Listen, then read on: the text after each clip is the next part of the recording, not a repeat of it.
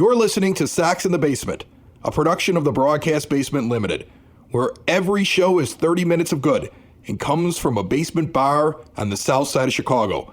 Pull up a stool, pour a cold one, and join us right now for Sax in the Basement. Heard everywhere podcasts can be found, and always at saxinthebasement.com. Well, I said it was going to be a rough month. I said it was going to be just murder. And now we're finding out that it with all the positive energy and everything like that, Dave, it's been murder. 6 out of their last 8 they've lost. You split with the Yankees. 6 out of our last 8 going into Tuesday night. Okay, we haven't seen the result. We haven't seen the result of the Tuesday night game right. yet. While you split the Yankees. You split the Cubs. Fine. It is a shame. It's expected, but it is still a shame because with any kind of starting rotation whatsoever. Oh, you'd be a much better team. Yeah, you could have gotten through this stretch 500. You would have been above 500 going into this, and you would have gotten through the stretch just going 500 for tough teams. You're in the discussion with any kind of starting rotation whatsoever. With the lineup that they have, you are in the discussion. So it's a shame, but we kind of did talk about this last week.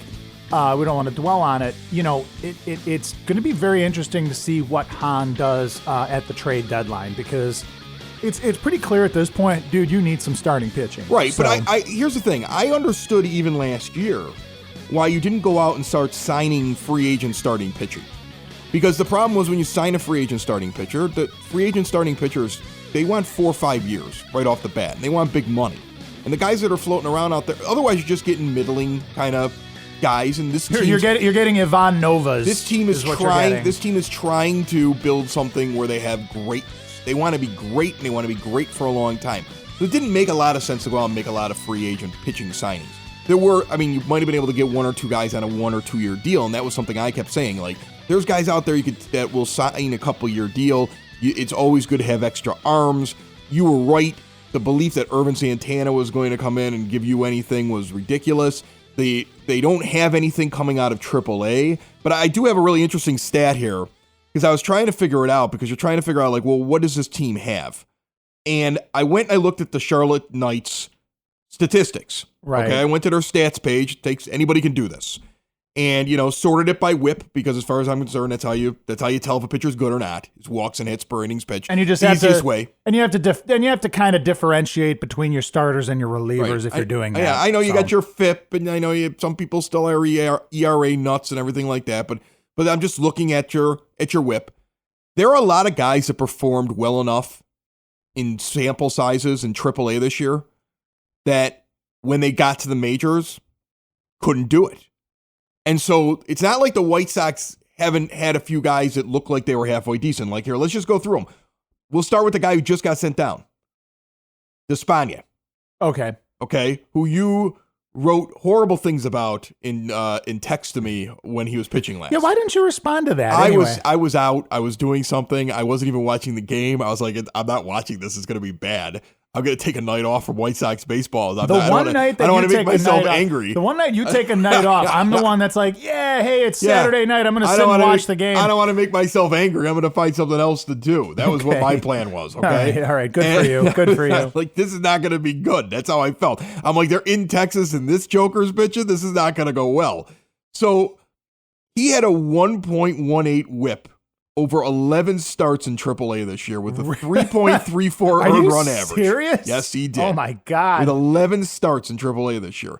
Dylan Covey, who's hung in there. I know he's injured right now, but he's hung in there, but he hasn't been really good. Dylan Covey's not even a starting pitcher on a good team. No, he's not. He's a necessary evil right now. He had a 1.19 whip in his 3 starts that he had down in AAA this year. Ervin Santana had 2 starts to warm everything up at a 1.27 whip. So he had shown that he was capable of going out and pitching and then went out there and looked absolutely terrible. The guy now that we went out and signed, this shows the desperation as we go out and we get ourselves an old friend, Hector Santiago. Oh, I didn't hear this. They got Hector Santiago? In the system. Oh, man. Pitching in AAA. Oh, jeez. And I guarantee you will be up very, very shortly. Okay, and the reason that Santiago is being brought up is that this year alone, he's had 7 starts in AAA. and he's got a 1.28 whip, and he's got a 3.35 earned run average, and he has been a serviceable AAA type pitcher, and we know him. But that's where we've gotten at this point. The devil you know. We're trying to find arms because we don't have any arms. And anybody who's sitting around saying, why isn't Dylan Cease up yet? There's a reason for it. Dylan Cease is struggling. Yeah, he's year. not. I saw some stats. He's not doing so good down in AAA. They want him to do well before they bring him up. Right. And this is the thing. Since he's having an off year, I mean, he's got a 1.55 whip. That is comparable to the last couple of years. Last year between Winston-Salem and Birmingham, he had a 1.12 whip and an 0.99 whip. But when he got to AAA, he has become not so good, which is, I'm sure, very concerning to the team. Yes, it should be. He has had some good outings. But his overall stats throughout this entire thing, he's got a 4.69 earned run average. This is over 13 games that he started. He's 5-2. He has a couple of good games. He'll have a stinker. There's a reason why he's not up here yet. Do they want him to be good? Yes. Do they believe he will be good? Yes. Listen, he's a highly rated prospect on the MLB pipeline list. National people say he's going to be good. But he's having a bump in the road right now, and it makes no sense this season. In a season where you've already demonstrated you're not trying to make the playoffs, you're still developing, and you're treating it as a rebuild year, no matter how much White Sox Twitter wants them to compete. No matter how much somebody watches a game and goes, God, if we just did this and we did this, we would win more games. That's not the purpose of the season. We've talked about this. Right. And I'm not saying that I agree with that. I would want them to let's just play. Let's just rotate up guys from AAA. If a guy sucks, dump him and bring up another guy. Other teams do that. If you're good, you're good. And if you're not, you're not. I don't understand the slow play of everything this year, but you're not going to rush up a Cease. Okay. And I agree with that. Here's the thing, and I hate to be negative, Dave, about this, but I am still of the opinion that whatever year you feel your window is open, okay, be it either 2020 or 2021, you are still going to need to go and pull the trigger on a guy. You're going to need to go and pull the trigger on a starter. You're going to need to make a trade too. You're going to need to do what the Cubs did and get like how they got Lester. The Astros got Verlander. The Red Sox pulled a trigger on a trade to get Chris Sale, as we all know. You're going to have to do it. You're not going to build a World Series caliber starting rotation strictly from within. At some point, Mr. Chairman, you're going to have to open the wallet and get a guy. I think he's going to go get a guy. I think Rick Hahn will get a guy. I see that's the thing. We've talked about this before. I think free agency is not the most optimal way for Rick Hahn to operate within the system that's been created by his bosses. True. So he has to make a trade. But by one way or the other. The guys haven't come available yet for him to go make a move, Dave. So what do you want him to do? It's the middle of June. I'm not saying now. I'm not saying do this now. I'm saying, look, at some point, be it either this year or next year, whenever you feel your window to compete is now open and time to jump through it, you're going to have to get a guy. Because, look, you don't... The Giolito thing has been amazing, okay? But beyond that, you can't depend on Carlos Rodon to stay healthy for a full year, okay? You don't really know what you have. Well, Ronaldo Lopez is bad. He's bad. You don't really know what you have in Kopech. He's going to be out. He's going to be back next year, but you don't, I mean, you want him to be good, but you don't necessarily know if he's going to be. And now you're hitting this bump in the road with Dylan Cease, who he just can't seem to figure it out in AAA. If you're thinking that your World Series starting rotation was going to be Rodon, Lopez, Giolito, Kopech, and Cease, that ain't happening. There's a reason why there's always a ton of pitchers high up on prospect lists that never become great pitchers.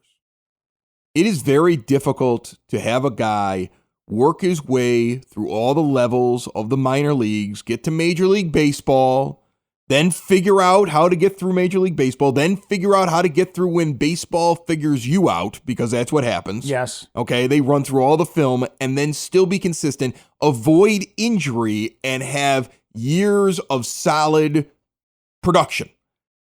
The idea that the first 5 guys on your list, which you just listed off, okay, that in the organization we're all going to do that is absurd. The idea, though, is that, like we said before, you want 2 or 3 of those. You want 2 of them to work out. If you get 2 of those 5, right? My number has been 1 out of every 3 has to work out. So let's say or is going to work out. Hopefully, you're hoping that 2 guys come out of that group. Okay, and the most realistic 2 guys I think that are coming out of that group are right now Giolito and Kopech, because I think Kopech's got it. He'll be on a pitch count next year coming off of the surgery. But I got to believe in my heart of hearts that he'll come back. A lot of guys come back from Tommy John. Not always, not all do. I do think that Cease is going to be something that we're going to be excited about, and hopefully he comes up and he's great. I don't think Reynaldo Lopez is a starter. And if he is a starter, he's a 5th starter. And I'm not hanging my hat on him anymore after watching him pitch. No. Okay, unless they figure out a way to fix whatever's going on with him, and if it is fixable, and I don't know, I'm not a pitching coach. Me as a fan just sitting there watching it goes, okay, well this isn't working. So they're going to have to go out and get somebody, but my thing is they can't do it yet. And you're not going to give up Madrigal, and you're not going to give up Robert, because you're hoping too much on them as well. Okay? So look, 2019 is never going to be the year. And it can't be a year for competition, because 2020 is going to be a year where you're going to compete for a playoff spot. You're going to hope these pitchers do well, but some of them are going to be on pitch counts for the year because Cease will have his first year in the majors, you would think. And you got a guy coming off of surgery. Rodon's out. And then he's going to come back later on. Yeah. I mean, look, there's going to be, I would think you go out and get a pitcher, though, this year. I keep saying it. Before the trade deadline, go get a pitcher. I'm still of the ilk that Zach Greinke's going to have enough in the tank that he can give you a couple of years of just solid veteran. You could probably get him for very little in terms of trading because of his age. And you could probably grab onto a guy like that. I'd be okay with somebody like that. I'm sure there's plenty of candidates that we can go through that are going to pop up. But until teams are basically like, we're done for the year and we're willing to move on from this guy, you can't go get anybody. No, I would go get somebody. I'd be a buyer in a trade deadline if I could go get a guy that could be around for a couple of years, because your window is really just opening in 2020 and then really opens in 2021. I want to just state that I am not, I'm not Mr. Meatball saying go out and get a guy now. That's not what I'm saying. I'm just saying eventually you're going to have to do this, and we have seen the chairman have a complete resistance to signing starting pitching. Yeah, but in a trade, I think he would do it. No, but would you? Yeah, but even a trade for a guy so what? Do you trade for a guy that you have only maybe a couple of years with, or are you trading for a guy that's got, that you're going to have to invest in long term? I mean, I don't. Either way, you're going to do it. I don't think anybody's coming up on the market that's going to have a 5-year deal. If somebody signs somebody that long term, that you're not going to find somebody that's really good that's on a 5-year deal that somebody's going to trade. See what I'm saying? So any kind of guy that you're going to go pick up is going to be a couple of years, and then you have the option of moving on from them or not. Hahn doesn't have to sell long term to Jerry Reinsdorf if he makes a deal like that. Okay. He just has to sell Jerry Reinsdorf when it's time to re-sign the guy. And at that point, you hope that you have the kind of results that it's like, we're winning, people are in the stadium. I mean, look, attendance is up something like 40% right now. People are showing up because the team is doing well. We've talked about the model that shows that the White Sox make more money when the team is good. So he's gone through these lean years. If you continue to bring in people, his wallet will open up. I don't think he's as stingy. He's not Bill Wirtz. He's annoying, but he's not Bill Wirtz. Sox in the basement. Sox in the basement. Sox in the basement. Dave, just a quick mention. You've heard their commercials before. They advertise a lot here on Sox in the Basement right at the beginning of the show normally. Cool Clouds is a vapor shop. It's got 3 different locations on the south side. Their Evergreen Park location at 3837 West 95th Street is having their 5-year anniversary this Sunday, the 30th of June. Starts at 3, goes till 8. They got food. I believe they're doing a taco bar, raffles, deals all week long, and during the party, possibility of a few libations. If you like to go to different vapor shops and you have never experienced Cool Clouds, this is the week to do it. And I'm going to stop out there. I've been invited. I'm going to get up there. I'll be there at some point between 3 and 8 on Sunday. Might bring out the recorder. Might talk a little White Sox baseball with the crowd. That's this Sunday the 30th at Cool Clouds, 3837 West 95th Street in Evergreen Park. Piss somebody off on Twitter. And Imagine that. You pissed somebody off. Imagine that, I thought Chris. it was weird to piss the person off, and I'm not going to call out the person by name because there's somebody that we've had on the show before once, okay? It's a one-time guest that we've had on the show before from another publication. And I'm not in the business of sitting around because who knows, maybe I think Twitter's stupid. We're on Twitter and we tweet things, but it's hard to give your opinion on Twitter because there's always somebody who wants to jump on it. You know what I'm saying? Right. So I'm watching the game Giolito against the Cubs on Wednesday. It's my 15-year anniversary. That's first of all, happy anniversary. Thank Hey, you. it's Giolito Day on your anniversary. It was Giolito Day on my anniversary. I was pretty pumped. And my wife, when I was asking her, where do you want to go? She picks this place that's up in the neighborhood here in Evergreen Park called Unidad. It's a Latin kitchen type thing. Okay, they got a really nice bar in it where I could just kind of set everything up. And they got a couple of TVs. Really good food. This is one of my spots. You have sung the praises of Unidad on your other podcasts I'm a big fan of those multiple guys. times. They're not even advertising on this show. They advertise on another one, but I can't help myself when I talk about them. I love them. So I'm sitting there and they got a couple of flat screens behind the bar. I'm having myself some kind of margarita drink. And I'm watching the game. And she was so nice that she was like, I'll go there and we'll sit at the bar so you can watch Giolito Day. This is why we're married for 15 years. So I'm sitting there and I'm watching this horrible first inning that Lucas Giolito's having. And I don't have sound on. So I'm just watching body language, his body language in particular. Okay. And I write on the Sox in the Basement podcast Twitter account at Sox in the Basement. Giolito is pressing. The next step for him is dealing with big moments.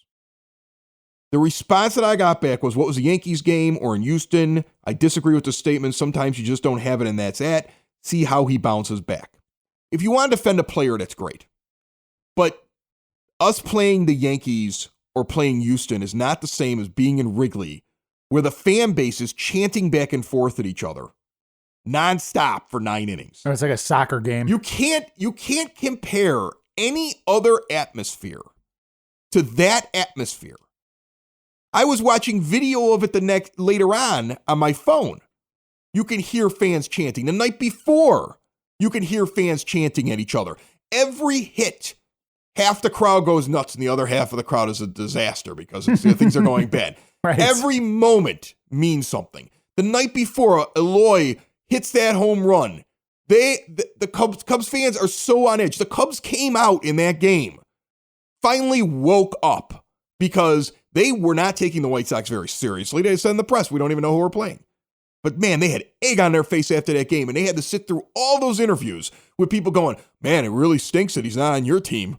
Yeah. You know how much that aggravated them? They came out ready to go. So you have a team more motivated, in my opinion, than any other team to win on a given night against the White Sox this year. I would make the argument that this is the most hyped up team intending to win a game that the White Sox have encountered this season because it is only mid-June. I mean, the players downplay the rivalry, but we know, that night. It mattered that night. It was obvious to me to matter that night. It mattered to them after they had to listen to the whole Eloy thing. And then you have the crowd. Go White Sox, go Cubbies, Sox suck, Cubs suck, you suck, let's fight. I mean, like, it's a madhouse in there. Yes. You know what I'm saying? Yes. It's an absolute madhouse in there. So please don't tell me that the Yankees game or the Houston game comes anywhere close to that kind of a situation. I felt that moment would be akin to a playoff game. It's the closest thing Lucas Giolito's been to a playoff game until he gets into a playoff game, which will be a little bit even more exciting. See what I'm saying?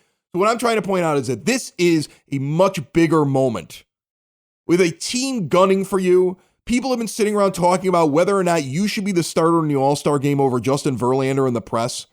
Even morons like us sitting at my 9-foot homemade oak bar in my basement on the south side. Two buddies living across the street from each other. Right. Who at the beginning of the year were like, Giolito, man, he'll be lucky if he's the 5th starter. We're singing his praises. Okay? I don't know if he listens to us or not, but everybody He's changed everybody in the city's mind against him. It's whether or not he's going to be starting the All-Star game. He's in that situation. He's playing the Cubs at this hyped up moment. Don't tell me this is on the same level as the Yankees or the Astros game. This was the biggest game he's ever pitched in. If you don't agree with me, you're an idiot. I'm sorry. You're just not grasping the totality of the situation, or you know the guy, which is quite possible. You like the guy. And you saw somebody say something about him that may be not 100% nice to the guy when I said it. It wasn't meant to be mean to him. I think he'll deal with it. But I think every pitcher or every player has to run into situations that they've never run into before and fail at those situations so they can do better at them. That's what I'm saying there. I'm saying you're going to get to a situation like that and you're going to fail it. That's why teams don't normally go from 65 wins to 100 the next year with the same group of guys, because there is a progression getting through those moments. Well, I'm glad you touched on that, because as you were, ranting for the past 5 minutes there, that's what I was thinking. I mean, to say that he's pressing, I mean, first of all, it's not an insult to the guy. I mean, you're not telling him he sucks. It's just, you're telling him, like, here's a guy in a high pressure moment and he's feeling it a little bit. And you're right. I was just going to say, before you already did, that is a natural thing to have happen. That is part of the growing process that you're seeing with all of these guys, hitters and pitchers alike. And you're going to see that some of these guys, they go through these things. Some of these guys relish those moments. I mean, you want to talk about a guy you could relish them, but there are guys that even in the first time that they dealt with something like that, they may have stumbled and then they come back and they do something amazing. But you want to talk about a guy who is just, loves the big stage, the big moment. Dude, Eloy Jimenez. It seems like just watching this guy play, he lives for those moments. Yes, but his first home series, he had nothing but the jitters, right? Right. The first time that he dealt with it, he still had to get over the hump. They're all human beings. All his home runs were on the road, dude. All of his home runs, like his first 8 home runs were on the road. We were sitting here, is this guy going to hit a home run in USL or what? And if I sat there and said that at the beginning, excuse me, guaranteed rate. And if I sat there at the beginning and I said that he's having a hard time with this and he needs to be better, it's not me disparaging Eloy Jimenez. It's not. Okay? No. It's just saying this is part of his progression. You're making an observation. Just like you go from single A to double A, you go from triple A to the majors, and then all of a sudden you're in the majors and you go from moment to an even more intense moment to a more intense moment to a situation you've never dealt with. That's what this is. Lucas Giolito had his first taste of the most intense thing that he has dealt with in Major League Baseball. I dare you to find me something that he has done in Major League Baseball that was more intense than that game as a whole. That was his first taste, and he pressed a little bit. And please don't tell me that he's the one guy in the world that's incapable of pressing, because after the next game that he pitches, Lucas Giolito is asked if he's being too hard on himself, or asked, I'm going to listen to it again as we listen to it. But he's basically asked why he's upset with his game. You said unacceptable. That's a little harsh on yourself, don't you think? I mean, the outing as a whole is fine, but just at the end there, the 6th inning, just trying too hard instead of just trusting and just trying too hard. Right, otherwise known as pressing. Pressing. Yeah. Okay, so please don't tell me that Lucas Giolito is incapable of pressing. He's had a spectacular year. He's going to the All-Star game. He is a good pitcher, and I still believe that he is an ace. The man is still capable of pressing. And right, he's a young dude. And he's just learning. Yeah. So I'm sorry. He shouldn't take offense to me saying he's pressing. He knows he's pressing. So he doesn't need somebody on Twitter to come and defend him. Lucas knows he's pressing. That's what I'm saying. Right. Lucas knows he's pressing. So, I mean, like I said, and I wanted to be able to yell about that without having to say who it was that I was annoyed with, because it was like, I'm sitting there on my anniversary. I'm like 4 margaritas in. And that kind of spoiled my mood for all of about 2 minutes. Then my wife's like, put down your phone because you're getting angry. And I had to watch the rest of the game without Twitter. Like, I just, you know what? Oh, God forbid. Put your phone down and watch the game. It's our anniversary. And I had to apologize because I was told if she didn't mind, I was checking it and we were talking. I was checking it. We were talking. We got to that. I got so aggravated by that. And then she was like, you have to put your phone down. It's our anniversary. And here's the other thing. The last 2 games have been bad. Okay. And anybody who sits there and says, well, that was a good effort against Boston. I believe that if you don't have a quality start, it's a bad game. Okay. Quality right. start, for anybody that doesn't understand it, is 6 innings completed with 3 or less earned runs. Now, if you go 6 innings and give up 3 earned runs, you had a 4.50 earned run average for the game. See what I'm saying? Yeah. There are guys who give quality starts who are only good enough to be 5th starters. You're not happy with the start. 3 runs over 6 innings, you're not killing it out there. That's a pretty good barometer. So if you don't get a quality start, I'm not happy with your start. He shouldn't be happy with his start. He wasn't happy with his start in his post-game comments. So he's had now 2 very rough games. And he needs to now get through this hump. It's another part of the learning curve. It's the reason why, again, no matter what you go and do, even Lucas Giolito having the season he's having is going to have his peaks and valleys. You're going to run into very tough competition. This is not a video game. And I think White Sox fans that are so angry that, if we only had this and we only had this, we would make it to the wild card. There is absolutely no guarantee of that. You can't do anything that shoots yourself in the foot going forward in the 2020 and 2021. Are you or someone you know looking to learn how to play a musical instrument this year? Then you should be checking out Westgate Music School, 6527 West 127th Street in Palos Heights. Private music lessons for all instruments, including guitar, piano, drums, voice, bass guitar, violin, banjo, ukulele, and more. Are you a vocalist? Are you ready to play a musical instrument and looking to join a group? Westgate Music School offers group classes for rock band, a cappella vocal, and barbershop quartet.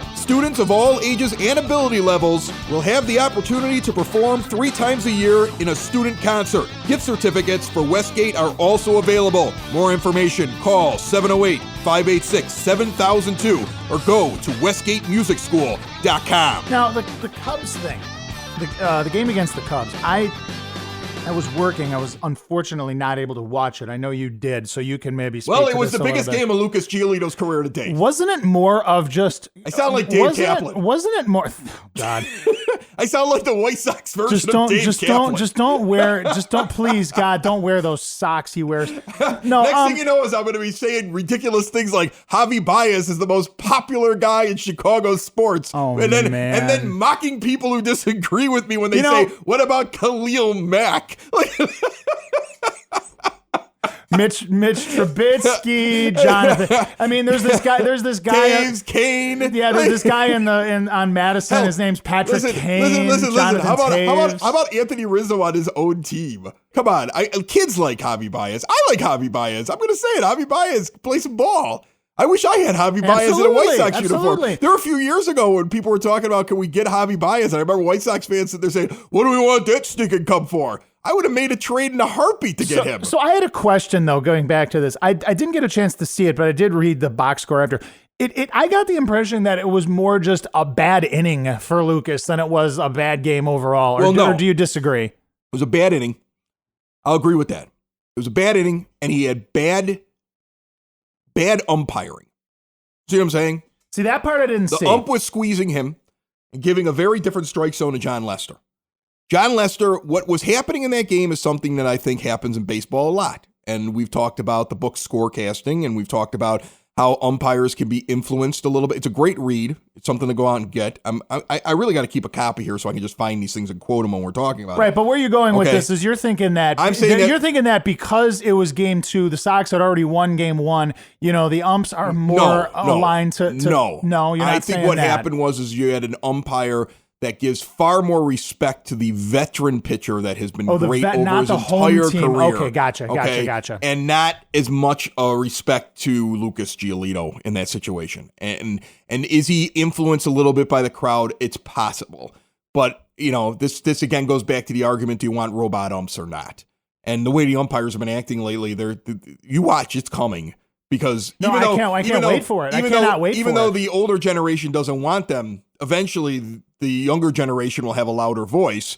And these umpires, they sit there and they write ridiculous things on Twitter like they're being assaulted. When I see umpires grab players' arms, and Tim Anderson was manhandled by Joe West in that thing with Kansas City, and Anderson wasn't even doing anything. I remember. I've seen guys take off their mask and poke players in the chest and everything like that, and then they're on Twitter saying because Manny Machado threw his bat away from an umpire in anger, that it was scary and violent. So I don't want to get on the umpire thing. Let's go back to this. Let's go back to the point I want to make. He got squeezed by an umpire. The pitch, he wasn't getting the strike zone. He had to throw basically through, he had to throw a thread through a needle, the eye of a needle. He had so that also adds to it. And then you start to become more perfect, and it probably adds to the pressing. There are many, many factors as to why he had a rough inning. And then he settled down and he pitched fairly well for the rest of the game, but he had a very rough first inning that could have been a lot worse. And if he doesn't run in the John Lester with 2 outs and men on, and he's able to just basically strike out John Lester, which was funny because I think right after that, the White Sox have an inning and they get to Giolito, and it ruins the fact the White Sox had a chance to score a run because anybody else up there probably would have been able to get the run in. And somebody's like, I hate having pitchers batting in baseball games. And I was like, we'd probably be down by 10 at this point if we didn't run into Lester the first inning. Another show is wrapped up. Another show's in the books. Another show is wrapped up. And then by the looks, it's going to be a good one. And we'll see you next week. And the nude is basement. And the nude is basement. Another show is wrapped up. Another show is wrapped up. Another show is wrapped up. And it's in the books. Another show is wrapped up. Another show is wrapped up. And by the looks, it's gonna be a good one. Nudies Basement. Broadcast Basement. The Nudies Basement. The Broad Basement. Slancha. That was like Dropkick Murphys or something, right? I felt like it. I'm waiting for the first article from a White Sox beat reporter pumping John Jay up to the fans. Oh, it's coming. It's coming, the dude. influence he's had on the locker room, what he brings, how much Ricky likes him, how he wants to prove to fans that he's not just here because he's Manny Machado's friend. It's coming, right? It's going to be coming. And I know who's going to listen. And I know I know exactly who's going to write it. Merkin or Garfien, which one's doing it?